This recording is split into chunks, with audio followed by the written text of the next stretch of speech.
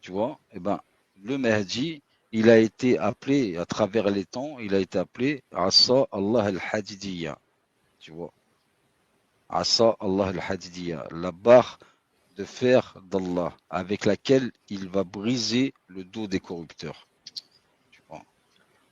Comment tu l'avais appelé, capitaine, le fait, la caractéristique qu'il avait d'être à la fois sur Terre, mais c'est comme s'il avait une vue tellement perçante qu'il était déjà dans le jour du jugement, ou qu'il était, En c'est fait, comment tu ça c'est l'avais? en fait, on dit que le Mahdi, tu vois, euh, il va voir ce qu'on yashhad haqiqat al-maut, les vérités de la Voilà, mort et les vérités des morts. C'est-à-dire quoi? Quand on dit haqiqat al-maut, ça veut dire quoi? Ça veut dire qu'en fait, lui, étant vivant, eh ben, il va être conscient des choses comme le mort qui est dans sa tombe.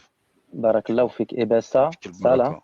ça, c'est en rapport direct avec la phrase, je ne crains rien d'autre que le puissant, la divinité chaque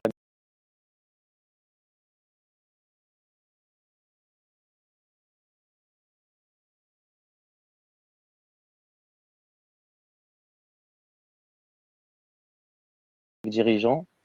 Quand on la superpose au verset coranique où Allah il dit Ayn al-muluk, où sont les dirigeants, etc. Où Allah il montre que le seul roi à cet instant-là, donc c'est un hadith Qudsi, eh bien, ça nous amène à ça dans le sens où le Mahdi, de son vivant, c'est comme s'il était déjà projeté à cette scène-là et qu'il la vivait en lui et qu'il avait déjà en lui cet état de soumission, que le seul dirigeant. Tu vois le hadith Qudsi où vous voyez Allah il prend, je crois, les cieux et la terre avec deux doigts, enfin selon comment c'est